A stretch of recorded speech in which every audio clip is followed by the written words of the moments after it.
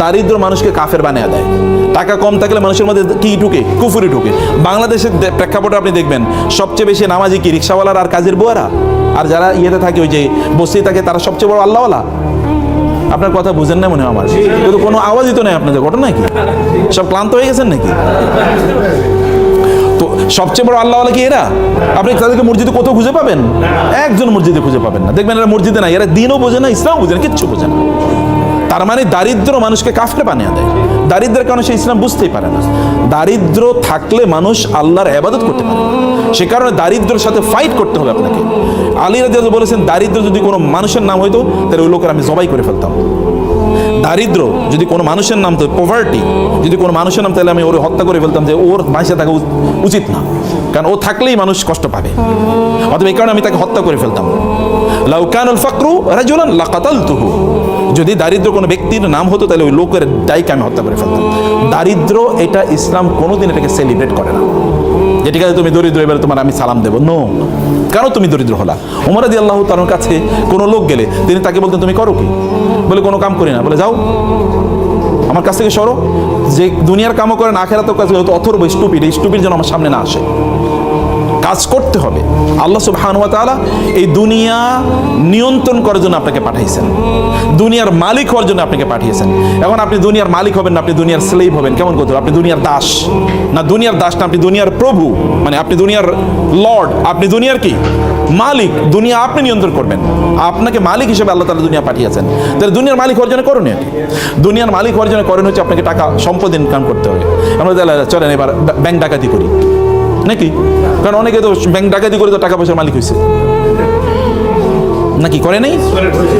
আপনাকে সম্পদের মালিক হওয়ার জন্য আপনাকে করতে হবে হলো হালাল উপায়ে আপনাকে সম্পদের মালিক হওয়া লাগবে। আপনি যদি হালাল উপায়ে সম্পদের মালিক হন তাইলে এটা আপনার ঈমানটাকে বাড়াবে, আপনার দিনদারি বাড়াবে, দিনদারি কমাবে না। তাহলে সম্পদের মালিক আমি কেন হব? একটা প্রশ্ন। আপনি তো সম্পদের মালিক হওয়ার অনেক পথ আছে, আপনি করবেনই, কিন্তু সম্পদের মালিক কেন হবেন? আপনি সম্পদের মালিক হওয়ার আপনার এক নাম্বার কারণ হলো আপনি সম্পদের মালিক হলে আপনি দিনই কাজ ভালো করে করতে পারবেন, আপনি ইবাদত ভালো করে করতে পারবেন। আপনার জামা কাপড়গুলো সুন্দর, একটু মসজিদে গেলে ভালো লাগবে, গন্ধ গায়ে থেকে গন্ধ বাইর হবে না। সুন্দর একটু জামা পরে আপনি সেন্ট পারফিউম ব্যবহার করে আপনি যাবেন, তাহলে আপনার একটু মনটা ফুরফুরা লাগবে। আপনি নিজের আপনার পরিবারকে বাসায় গেলে আপনার ওয়াইফ বলবে না তুমি কি আজকে মাছ নিয়ে আসছো? নিয়ে আসো না, যাও দরজায়, আজকে দরজায় কলা হবে না। বাজার থেকে আজকে মাংস নিয়ে আসার কথা ছিল, পোলাপাইন কান্নাকাটি করতেছে, পোলাপাইনের পড়াইতে পারতেছে না, ওদের এটা নাই সেটা নাই, সারাদিন আপনার এগুলি শোনা লাগে। এই কারণে আপনি মনে করেন বাসায় যাবো না, বসে বসে সিনেমা দেখি বাইরে নাকি, অথবা বন্ধুদের সাথে আড্ডা দিই। এখন আপনি আড্ডা দেন, বাচ্চারাও আড্ডা দেয়, স্ত্রীও আড্ডা দেয়, আপনিও আড্ডা দেন, পুরো একটা জাহান্নাম হয়ে গেল। আপনার যদি সম্পদ থাকে, টাকা পয়সা থাকে, তাহলে আপনি ফুরফুরা মেজাজে বাসায় গেলেন, যা যা লাগে সবকে নিয়ে গেলেন, বাসার লোকেরও খুশি, আপনিও খুশি। এবার আপনার ইবাদত করেন, আপনার দিনদারি করেন, কোনো সমস্যা নেই। এটা এক নম্বর জিনিস। দুই নম্বর জিনিস হলো দিনদারি। যে সকল প্রতিষ্ঠানগুলোতে দিনদারি হয় ওই সকল প্রতিষ্ঠান নির্মাণ করবে কারা? কাফেররা না মুশরিকরা? হ্যাঁ, যেই প্রতিষ্ঠানে দিনদারি লাগবে, যেমন ধরুন মসজিদ নির্মাণ করবে কে? তো মুসলমানের টাকা না থাকলে মসজিদ নির্মাণ করবে কি দিয়ে? আচ্ছা, মাদ্রাসা নির্মাণ করবে কি দিয়ে করবে? কে করবে? তো মুসলমানের টাকা না থাকলে কোত্থেকে করবে? আপনি আল্লাহ সুবহানাহু ওয়া তাআলা আমাদেরকে বলেছেন নামাজ আদায় করার জন্য, কিন্তু তার সাথে আরেকটা জিনিস করতে বলছেন, সেটা কি বলেন তো? নামাজ আদায়, নামাজ পড়ো যাকাত নাও, নামাজ পড়ো যাকাত নাও, নামাজ পড়ো। আমি তো বলছি জাকাত নাও, আপনারা বুঝতেই পারেন নাই। নামাজ পড়ো জাকাত নাও আল্লাহ বলেছেন নাকি? না বলছেন কি নামাজ পড়ো? আপনি কি ভিক্ষা করে জাকাত দেবেন নাকি? তাহলে আপনাকে টাকা উপার্জন করে নামাজ যেরকম ফরজ, জাকাত দেও কি? কারণ আপনি বলবেন আমি নামাজ পড়ি সুবহানাল্লাহ, আলহামদুলিল্লাহ, আমি অনেক ভালো আছি। তো জাকাত কে দেবে? নামাজও তো পড়তে হবে, জাকাতও তো দিতে হবে। তো জাকাত দিতে হলে কি হতে হবে? সম্পদের মালিক হওয়া লাগবে, নাহলে আপনি জাকাত দেবেন কোত্থেকে? জাকাত কি ইবাদত না? জাকাত কি ফরজ ইবাদত না? জাকাত দিলে কি আপনার সওয়াব বাড়ে না? জাকাত দিলে কি আল্লাহর কাছে সম্মান বাড়ে না? তো আপনি কেবল জান্নাতে চলে যাবেন নামাজ পড়ে, জাকাত না দিয়ে আপনি জান্নাতুল ফেরদৌসের মালিক হয়ে যাবেন? নো, জাকাত দেওয়ার মালিক হওয়া লাগবে। তো জাকাত দেওয়ার মালিক হতে হলে কি লাগবে? টাকা ইনকাম করতে হবে, সম্পদ ইনকাম করতে হবে। সম্পদ ইনকাম না করলে আপনি কেমনে করবেন? এখন আমরা সম্পদ ইনকাম করতে পারছি না, আমরা এখন হয়ে গেছি কি জানেন? আমরা কেবল এখন হচ্ছে কনজিউমার। কনজিউমার হচ্ছে আমরা ভোক্তা। যেমন ধরেন আপনি, ওরা ইহুদিরা জিনিস বানাবে আপনি কিনবেন, খ্রিস্টানরা জিনিস বানাবে আপনি কিনবেন, আর আপনি খাইবেন, বলবেন আলহামদুলিল্লাহ, তৃপ্তির ঢুকবো, আলহামদুলিল্লাহ, সুবহানাল্লাহ, আল্লাহ খ্রিস্টানদেরকে আমাদের সেবক বানাইছে। বুঝছেন এরকম কিনা? আপনি বলছেন খ্রিস্টানরা সেবক বানাইছে, আল্লাহ তাআলা খ্রিস্টানদেরকে ইহুদিদেরকে আপনাদের সেবক বানাইছে, ওরা জিনিস বানায় আর আপনি খান বৈশা বৈশা, আর আপনি বুঝেনই না যে আপনি সব ওদেরকে দিয়ে দেন, আপনি ওদের দাসে পরিণত হয়ে গেছেন, আপনি ওদের কৃতদাসে পরিণত হয়ে গেছেন। আপনি বলেন যে আপনি অনেক ভালো আছেন, কিন্তু আপনাকে যদি বলা হয় আপনি কি আমেরিকা যাবেন, বলে ভাই প্রয়োজনে সেজদা দিব তারপর আমেরিকা যাবো। এই পৃথিবীর মানুষের সবচেয়ে স্বপ্নের জায়গা কোনটা? ইউরোপ, আমেরিকা না? দেখেন না বাংলাদেশের লোকেরা, তারা হারাম কি হালাল কি কোনো কিছু বাঁচে না, তারা ইউরোপে যাবে, ওইখানে গিয়ে ইসলাম পালন করতে পারবে কি পারবে না, কোনোটাই না। আচ্ছা, এই পৃথিবীতে সবচেয়ে বড় রিফিউজি থাকে কোন সকল দেশে? ইউরোপ আমেরিকাতে সবচেয়ে বড় রিফিউজি, সবচেয়ে বেশি অ্যাসাইলাম মানুষ যায় কোথায় থাকার জন্য? ওইখানে। ওয়াও, এটাই তো দেখি জান্নাত। তো এই জান্নাত বানানোর কথা ছিল আপনাদের, ওরা পণ্য বানায় আর আপনাদের কাছে বেচে, আর আপনাদের জাহাজ ভরে আপনাদের টাকাগুলো নিয়ে যায়, আর আমরা মনে করি যে আমরা কি ভালো একজন কনজিউমার। পণ্য তো আপনাদের বানাতে হবে, বানায় আপনাদের বেচতে হবে। আপনাদের পূর্বপুরুষের দিকে তাকান, আপনারা সিনবাদের কথা শুনেছেন না? আচ্ছা, সিনবাদরা করছে কি? সেই আরবের লোকেরা যদি মনে করতো যে আমরা আরব দেশে থাইকাই আমরা কি কেবল দিন প্রচার করবো, তাহলে কি আমরা মুসলমান হইতাম? আচ্ছা, আরব দেশের লোকেরা এখানে আসছে কিভাবে? ওরা তো পণ্য বিক্রি করার জন্য এসছে, বিজনেসম্যানরা এখানে এসছে। কোন দিক দিয়ে এসছে? তারা এসে হলো ওই যে আরব সাগর থেকে ইন্ডিয়ান ওশিয়ান মানে ভারত মহাসাগর হয়ে বে অফ বেঙ্গল, এই বঙ্গোপসাগরে আসছে। এরপরে ওই যে চিটগং শব্দটাই তো সাতি গাং, গাং মানে কি? গাং মানে নদী, আর সাতিয়ন মানে আরবি শব্দ। এটা চিটগং শব্দটা আরবি, সাতিগং হচ্ছে নদীর কুল, নদীর উপকূল, মানে ওইখান দিয়ে এসে তারা এখানে থাকতো। এইখান থেকে তারপরে তারা মালয়েশিয়া যেত, এখান থেকে তারা ইন্দোনেশিয়াতে যেত। মালয়েশিয়া ইন্দোনেশিয়াতে নাইলে ইসলাম গেল কিভাবে? জাহাজে গেছে। তখন কি জাহাজ ছিল? তখন কি আপনার প্লেন ছিল?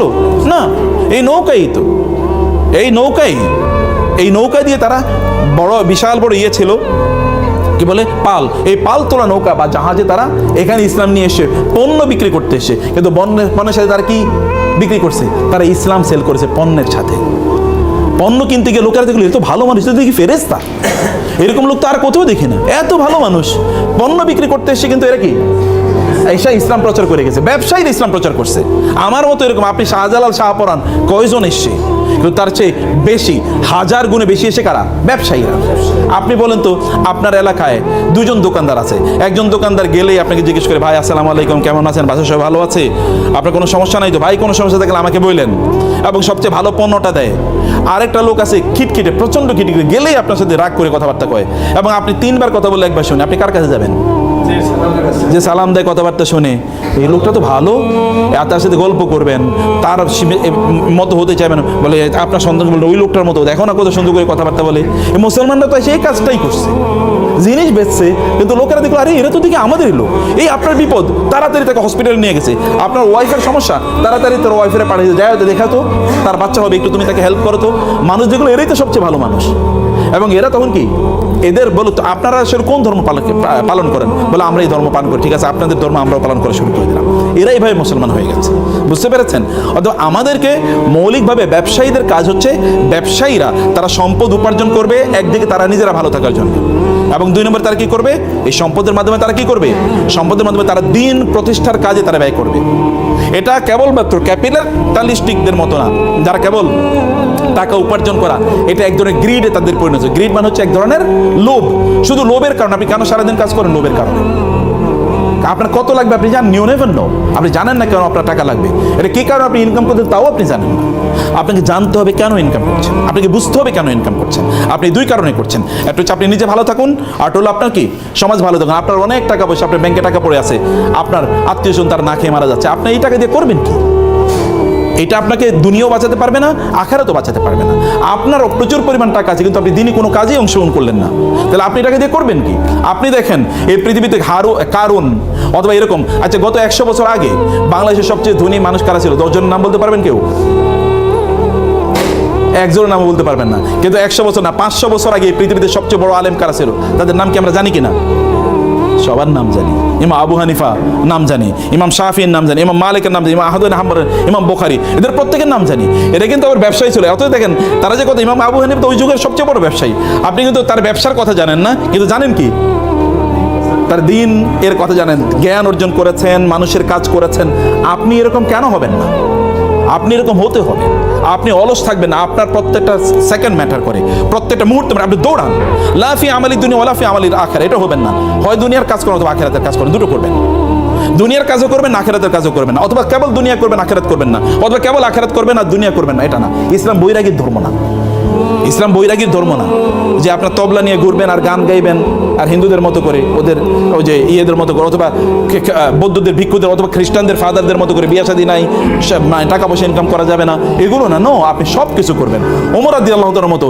আপনি আধা পৃথিবীর অর্ধ পৃথিবীর শাসক, কিসের ডোনাল্ড ট্রাম্প আর কিসের আপনার ওই যে জো বাইডেন অথবা কিসের বারাক ওবামা, কিসের বিল ক্লিন্টন, ওইরকম 1 কোটি বিল ক্লিন্টন আনলে একটা ওমরের পায়ের কাছেও কি এটা নখের সমান না, এত ক্ষমতা ওমর রাদিয়াল্লাহু তাআলা আনহু, এত পাওয়ারফুল, আধা পৃথিবী শাসন করেন। কিন্তু তারপর রাতের বেলা কি নামাজে তাহাজ্জুদের মধ্যে দাঁড়ায় কাঁদেন, আল্লাহ তুমি কি আমাকে ক্ষমা করে দিয়েছো নাকি ক্ষমা করো নাই? এবং বলেন, আল্লাহ ফোরাত নদীর তীরে যদি কোনো কুকুর না খেয়ে মারা যায় তাহলে তো আমাকে তুমি জিজ্ঞেস করবা। এবং এই কারণে লোকদেরকে বলেন, খবরদার কোনো কুকুরও যেন না খেয়ে না থাকে, কোনো কুকুরের খাবারও যেন এরকম না হয় তাকে প্রোভাইড করা না, তাও অবশ্য প্রোভাইড করতে হবে, তা নিশ্চিত করতে হবে। রাস্তা মসৃণ করতে হবে, সে ফোরাত নদীর তীর অর্থাৎ ইরাকে 1000 মাইল দূরে, সেখানেও রাস্তা যেন মসৃণ হয়। আপনাকে এরকম মানুষে পরিণত হবে। যুদ্ধ করবেন কি দিয়ে? আপনি টাকা দিয়ে তো যুদ্ধ করতে হবে। আপনি ধরুন ইসলাম প্রচার করবেন, এখন আপনি ইসলাম প্রচার করার জন্য আপনি একটা মাহফিল করবেন, টাকা লাগবে না? এবার ভিক্ষা করবেন। আমরা মুসলমানদেরকে একটা ভিক্ষুকের জাতি বানাইছি। মসজিদ বানাবো, একটা রাস্তায় একটা থালা নিয়ে বসে থাকলো, ভাই আল্লাহর রাস্তায় কিছু দেন না, মানে মইরা গেলে কি করবেন, এরকম ভিক্ষার জাতি তো আমরা ছিলাম না। আপনি একা এরকম টাকা পয়সার মালিক হন যে আমি মসজিদ টাকা বানিয়ে দেবো, আমি মাদ্রাসা টাকা বানাবো, আমি এরকম 50 জন লোককে আমি পড়াবো, আমি এরকম 10 জন আলেম বানাবো, এরকম টাকা পয়সার মালিক হওয়া লাগবে। তাহলে আপনার দুনিয়ার জন্য ইনকাম হলো, আখিরাতের জন্য আপনি গর্ব করে চলতে পারবেন, আপনি মর্যাদার মতো করে চলতে পারবেন। অন্য লোকেরা আপনাদের দেশে থাকবে, যা আমরা বাংলাদেশে গিয়ে থাকবো, কারণ ওইখানকার লোকেরা ভালো, কারণ ওইখানে ব্যবসার প্রফিট আছে। তখন আপনি আমেরিকা গিয়ে পালিয়ে থাকবেন না, অথবা দিল্লিতে বলবেন না যে ওইখানে গিয়ে থাকি, ওইটা আমার বাপদাদার বাড়ি, পালিয়ে ওইখানে চলে যায়, এটা আপনি তখন মনে করবেন। আপনি মনে করেন না আমার বাপদাদার বাড়ি এটা, আমি এখানেই থাকবো, আমি এগুলোকে নিয়ন্ত্রণ করবো। You will have to do it. আপনার নিজকে সম্পদের মালিক হওয়া লাগবে, আপনার নিজকে ব্যবসায়ীতে পরিণত করতে হবে, এবং আপনি সম্পদের মালিক হবেন এই দুটো পারপাসকে সামনে রেখে, এই দুটো পারপাসকে সামনে রেখে। এবং তাইলে আপনি দেখবেন যে আপনি ওয়াইদু লাহুম মাসতাতা'তুম মিন কুওয়াতিন ওয়া বিররিবাতিল খাইলি, আল্লাহ তাআলা রাসূলকে বলেছেন আপনি ওদের বিরুদ্ধে যুদ্ধ করার জন্য ঘোড়ার আস্তাবল তৈরি করুন। এখন ঘোড়ার আস্তাবল কেন তৈরি করে, কি দিয়ে তৈরি করে বলেন? ঘোড়ার আস্তাবল মানে আপনার সবচেয়ে ভালো দামি ঘোড়া এখানে উৎপাদন করা লাগবে। আবার গাড়ির দামি ঘোড়া উৎপাদন করলে ঘোড়ার খাবার দেওয়া লাগবে না, খাবার আপনাকে তার মানে আলাদা কি, এই যে মানে বিভিন্ন প্রাণীর যে খাবার, এগুলোকে ফিস্ট না ইয়ে বলে, হ্যাঁ এই যে বিভিন্ন এগুলো আপনার ফিস্টের জন্য আপনাকে আলাদা ফ্যাক্টরি ডেভেলপ করা লাগবে। আবার এগুলো ধরেন রোগ আছে, রোগের চিকিৎসা করার জন্য কি আলাদা এই যে ভেটেরিনারি সিস্টেম আপনাকে ডেভেলপ করা লাগবে। আবার এগুলোকে বিক্রি করার জন্য আলাদা বাজার ব্যবস্থা তৈরি করতে হবে, চেন মার্কেট মানে সাপ্লাই চেন ম্যানেজমেন্ট আপনাকে তৈরি করতে হবে, আপনাকে আলাদা দক্ষ লোক তৈরি করতে হবে। এটা হিউজ ইন্ডাস্ট্রি। আল্লাহ তার রাসূলকে বলছেন মদিনা ইন্ডাস্ট্রি ডেভেলপ করেন, কারণ এটা অ্যাগ্রারিয়ান ইকোনমি, ওখানে কেবল এগ্রিকালচারাল প্রোডাকশন হয়, এগ্রিকালচার তো থাকবে, তার পাশাপাশি ইন্ডাস্ট্রি তৈরি করেন। 1500 বছর আগে আল্লাহ রাসূলকে বলছেন ইন্ডাস্ট্রি তৈরি করেন, আর আমরা 1500 বছর পরে এসে আমরা কোন ইন্ডাস্ট্রি ডেভেলপ করলাম না। আপনি ডেভেলপ করা লাগবে, সমাজের মানুষের জন্য কাজ করতে হলে আপনাকে সম্পদের মালিক হওয়া লাগবে। কিন্তু সম্পদ যেন আপনার অন্তরে না চলে যায়। সম্পদ থাকবে কোথায়? হাতে থাকবে সম্পদ, কিন্তু অন্তরে থাকবে কি আল্লাহ। আল্লাহ থাকবেন অন্তরে, হাতে থাকবে সম্পদ, এর মাধ্যমে গোটা পৃথিবীর মালিক আমরাই হয়ে যাব। আমাদের পূর্বপুরুষরা প্রায় 1200 বছর একচ্ছত্রভাবে গোটা পৃথিবী চালাইছে। আপনাদের বাপদাদারা, ভালো করে শুনেন, আপনাদের বাপদাদা মানে কি? আমাদের পূর্বপুরুষরা, এরা এই ইন্ডিয়ান সাবকন্টিনেন্ট কত বছর চালাইছে মুসলমানরা বলেন তো? কি যে 200 বছর, কি বলেন 800 বছর। এই ইন্ডিয়া মুসলমানদের অধীনে, মোগলদের অধীনে, এটা 800 বছর ছিল, 800। ইউরোপ, এই যে আজকে যে ইউরোপ দেখতে পাচ্ছেন আপনারা, এত ইন্ডাস্ট্রিয়াল ডেভেলপমেন্ট, এই পুরো ইউরোপ তৈরি করছে মুসলমানরা। ইউরোপের লোকেরা আগে বছরে তারা 2-3 দিন গোসল করতো, যেমন সাহাবাগীরা বছরে 1-2 বার গোসল করে। অথবা দেখবেন আপনি হিন্দুরা, ওরা মনে করে গোসল কম করা ভালো, বুঝতে পেরেছেন? এটা ইউরোপিয়ানদের, এটা তাদের ইয়ে ছিল যে গোসল কম করলে আল্লাহওয়ালা হওয়া যায়। এটা আমি একটু বুদ্ধিজীবী টাইপ। এবং ওরা নারীদেরকে, এখানকার হিন্দুদের মতো ওদের নারীদেরকে ওরা জীবন্ত হত্যা করতো। স্বামী মারা গেছে, এই মহিলার বাঁচিয়ে রাখার দরকার নাই। এবং রাস্তাঘাট সব অন্ধকারের মধ্যে জীবনযাপন করতো।